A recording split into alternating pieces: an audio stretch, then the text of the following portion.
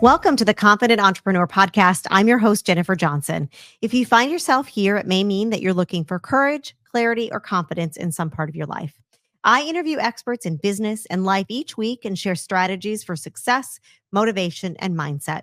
If you want to learn more about how I can help you grow your business as an extension of yourself and help transform you into a confident entrepreneur, check out my website, jenniferannjohnson.com, or join my private Facebook group called The Confident Entrepreneur. Now let's get started. Today, we welcome back into the studio Michelle Borders. She is the co-founder of Naples Network Services. And last time we were talking all about networking, and I just admire your networking abilities, Michelle. Welcome. Thank you, Jen. I'm so happy to be here again. Yes. I want to talk about small business downsizing. Some people look at it and say, oh, you know what? I don't want to get smaller. I want to get bigger. But bigger isn't always the better way to go. Would you mind sharing your story with our audience before we really delve into this topic? Sure, I would love to, because I think everyone's encouraged to grow, but it's seldom discussed that you could choose to get smaller. And here's my story. I'll say my husband's family. So we were moving along with our IT business, and my husband's family had a flood in their home up north twice while they were down here. They were seasonal. And he had the idea to create this product called myenviro.com.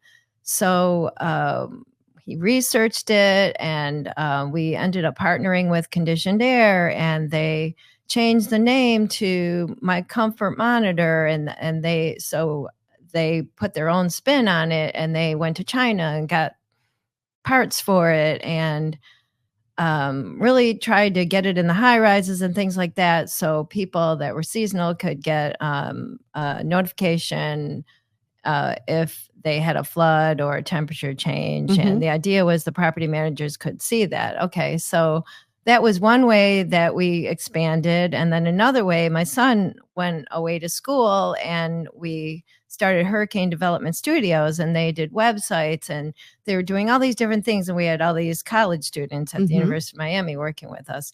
And it just became so hard to manage the IT, and then manage my husband's sister worked for us, and she came from big corporate and wasn't in love with working out of the house and just having to be so disciplined and things like that. And we hired a kid that was out of college and maybe didn't have the skills, and sending him out, and then having so it was just too much diversification. And the product Nest came out, and technology moved ahead, and you kind of have to have to get into the high rise and things like that. Even Conditioned Air, a 50-year company, had so that kind of like was stressing us out. Then like all these relatives and kids, and we had a kid in Miami that was suddenly unresponsive, and she was in the middle of doing a client's website and wouldn't respond. Oh my gosh.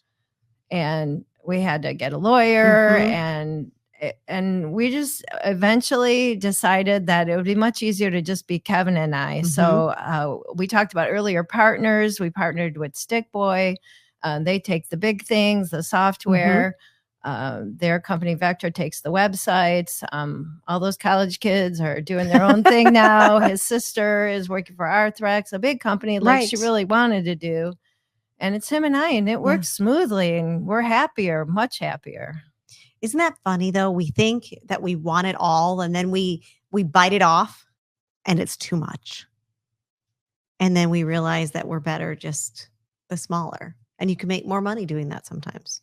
Yep, right? You're not wasting your resources. And really the clients are happier, because we lost a client because of that kid that was not as experienced as he should have been. Right. And you're dealing with other people, and you're responsible to yourself, right? You're accountable to yourself. So, I have to do this. But it is scary though, because your clients do get used to Kevin's sister or my son. Right.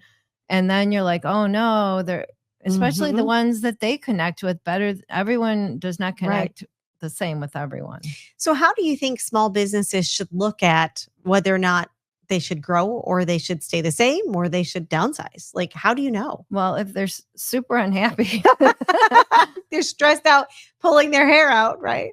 And I think if you're doing 3 totally different things, like I said, we started to do, that's too much, at least was for us. Right. So, and I mean, I know they say diversification is great and that's a great insulator with the economy and everything, but it sounds like, there is a point at where you can get too diversified. Absolutely. And there is a point where you can be too stressed out, and is it worth it? Isn't it worth it? But I think the thing that mostly concerned me was the clients. Obviously, you want them to be happy and you want them to be okay with, oh, well, they may have to wait for Kevin. Right. But on the other side, it could be a slippery slope because you have all these employees and they're not doing what they're supposed to be doing. So then that upsets that customer. And then they tell somebody else, that whole saying, like if somebody's unhappy, they tell like 7 people. If they're happy, they tell 1. Absolutely. Right. So you risk that as well. Right.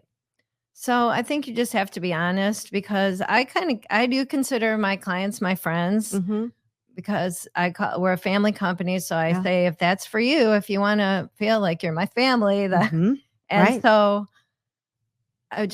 the way to handle it is to just be honest, and if they want to stay, they stay, and that decision should make it better. Right. And it's certainly not a sign of failure at all. It's a sign of knowing your business and knowing you. And I have to share. So my neighbor, he's a builder, and I saw him while I was walking the dog, and he said, Michelle, I thought of you the other day because he had the opportunity to get this big client, and he didn't really connect too much, and he chose not to take the job. And he said, and I thought of you because some people stay small because they don't know what they're doing, but you stay small intentionally. And coming from him, because he's bigger, someone might consider him a small builder, but he's a, pretty he's successful. A big small builder. Yeah. And coming from him, he didn't have to say that. Right. So, right. But that's very true. It's so true. Being intentional about everything that you do is going to get you to where you want to be. And you could still be award winning. Absolutely. Gulf Shore Business, Best in Business. The number 1 spot was by a company with over 30 employees, but we still got like the second or third spot. I mean, look at that. That's amazing. And you're a company of 2. Right. It doesn't matter your size. You could be very powerful. And it also doesn't matter where you work, because especially after COVID, it became more acceptable to work out of your home. For a while, it was like, oh, you work out of your home. But now I'm like, yeah, I'm lucky. Everybody wants to work out of their home now. It totally changed. Right. And we're always setting people up to work out to be able to do that. Right. So, and now it's become a kind of a token, like, oh, I get to work from home. Everybody wants. Yeah, not for everyone, right? But absolutely. Definitely. Right. Is your closet overflowing? Or maybe your kids' closets are as well. Or maybe you just want to redecorate your house. If you're wondering what to do with all that stuff that you've accumulated, well, bring it all to True Fashionistas. They'll sell your unwanted items for you, take away all the hassle by doing all the work, and all you have to do is sit back and collect your money. You can reach out to them online at truefashionistas.com, or come into their store, or check them out on Facebook or Instagram, and that's truefashionistas.com. Welcome back, friends. We are in studio with Michelle Borders, the co-founder of Naples Network Services, and we are talking about small business downsizing and how it's not a bad thing at all. And, I'm curious to know how it works, or maybe how it worked for you when you decided, we're going to downsize our business. How do you tell your employees? When do you tell your employees? When do you do that? Well, and also it wasn't everyone was gone either. It was little by little by little. I don't know that it was intentional, that it was just going to be us 2 ending up that way. But as I guess you address the worst problems first, and then go from there, and try to be completely open and honest with the other people that are still there, and do whatever you can for them. But also you care about the people that aren't going to work with you anymore. So you do whatever you can to help them. I mean, again, it's the golden rule, treating people the way you want to be treated. That usually works for everything, right? It sure does. It certainly does. And somebody had said there was do you remember the platinum rule? I remember hearing that somewhere, and I can't remember what it is, but it tags along with the golden rule. And, Okay. but I agree, the golden rule. Take care of them how you'd like to be taken care of, right? Right. Even in tough situations. Mm-hmm. Right. How about minimizing the effects on your customers as you're doing that downsizing? Now, like you said, it wasn't like overnight we turned the switch off and Right. decided we're going to be a Right. person in a company of two. It happened gradually, but how do you prepare your customers for that? Because some people don't get the choice of doing it gradually. Like when COVID hit, a lot of people, I remember it went down to my husband and I, because that was all we could do. Right. How would you handle that? Again, I would be honest, and it was hard when people called and asked for certain people that were no longer there. That was hard. Mm-hmm. And I just had to be polite and as honest as I could. And I don't think we lost anyone. Yeah. You were open and honest. Right. But it is hard to not have other people to, let's say, when Kevin is in the field and someone calls and needs help, it would have been nice, like it used to be, where I could just have someone else help. But right. It's worked out. Did you notice, people talk about growing pains when they grow their business? Were there pains downsizing? Like you said, that wasn't a great example. Were there other things that came that were unexpected? Or maybe not just challenges, maybe some very positive things that came out of that? Well, I'll say there was some we couldn't get at this website that was being created, and we had to get a lawyer. And also another website that was being created, the programmer was blocking it. It was this whole thing with GoDaddy, and it was not fun. It was being held really hostage. hard. And it was someone that didn't live here. And, that's the thing with all these remote workers. You don't have that much control. Right. So getting that intellectual property, getting access to it, getting someone else that could. Mm-hmm. And I did end up getting an intern through the Naples Chamber that was with Lorenzo Walker. She was a student there. Mm-hmm. And the first thing I said is, you have to be responsible and responsive. It's so important. Right. I'm still using her to this day. Oh my gosh. Yeah, it was a lot. It was years ago. She's about to graduate from FGCU, and she's so good. But see, okay, there goes back to that connection. Like, none of the conversations that we have, they all are about your connections. Going back to what we were talking about on the last podcast that we did together. It's about connections. Like, you're still working with that person today. Yeah. And we got our website redone. And I said, she has to be able to get in there and change it. Cause I'm not I still want to work with her. So they did, they gave her access to it. And I met with her for coffee recently, and I'm going to try to help her find a job in her field as a programmer. How has your life changed since you changed the trajectory of your business? I would say that Kevin and I get along better, believe it or not, right? I know. You would think you would get along worse because you don't have as much help, but really, we know we can trust each other. We know we're both giving 100%. We know we're good with working out of the house. It's not like we're going to disappear and we're going to wonder where the other person, you know what I mean? Right. It's better. We can trust each other. So, I this is unrelated to the topic, but it just occurred to me because I work with my husband as well. What challenges or what positives are there with working with your spouse? I just threw that at you because I'm like, what? As we're on that topic, because, I know at times I sit across from when I'm in my home office, I sit across from my husband, like we're sitting right now. He wants to kill me. Okay. I type really fast and it's annoying to him. He's like, go somewhere else. Well, we're so lucky because we have two houses that are next to each other. So he works in the other one. So that's what keeps us married, right? Gosh. Yeah, it's really, so that's nice. But also over the years, I've learned like not to be too pestery about it. Oh, did you get back to this person? Yeah.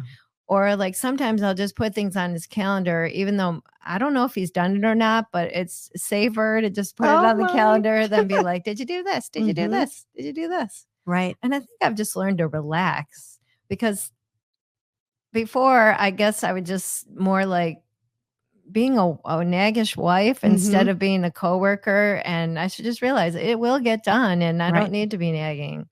I need to I know. Zip it. Yeah. I know. You know what? It's worked. It works. I have to still get better at that, because I'm that person.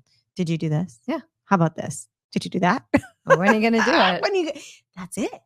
It's when you're going to do this. Well, when I get around to it. So I have to learn to just put it on the calendar. And then we have a color code. So if it's orange, it's done. Oh, yeah. Out of the office is dark green. So yeah, it's colors. So I said, can you orange some of that stuff out? And that way I don't have to. Right. You can see it as a glance and you know exactly what's happening. So positive things with working with your husband. I need the cricket machine. It's so funny. No. Well, I'm here. I feel like it's flexible, and he always knows what we know each other's schedule. Right. He's not gone all the time. It's great. I like it. And like you said, I heard one thing from you before. You can trust him. Yeah. Right. Like you've got each other's back, and you know that like you both want the best for your marriage and your business. Exactly. Because you've got each other. Right. Sonny and Cher, I got you, babe. Right? Yeah. It's that whole thing. And I understand that. Yeah. And I'm grateful, and I'm sure you are, that it works for us, right? It does. Maybe not. Maybe it wouldn't work for everyone. Right. I mean, there are days, like I said, he doesn't like my typing skills, but you figure your way through it. You get through whatever the rough spots are, and it makes the brighter spots even brighter. Absolutely. So it has been wonderful having you on again today. Is there anything that we missed in wanting to talking about downsizing that I didn't? It's not a common thing to do. Everywhere you look, grow. But I am much happier, and I am thrilled to connect with anyone that wants to talk about it or help in any way that I can, because we are functioning better. It was the best decision for us. And you would be such a great resource to our listeners. If they want to connect with you, how can they do so? The best way would be email mborders@naplesnetworkservices.com. I'm on LinkedIn. I'm on Facebook, and I'd be happy to help any way I can. Fabulous. Thank you so much for joining us today. Thanks. And thank you, friends, for joining me today and every week here on The Confident Entrepreneur, brought to you by True Fashionistas. If you want a deeper dive, or you'd like to check out all of my online courses that I can help you with for your small business, head to jenniferannjohnson.com. Have a fabulous day.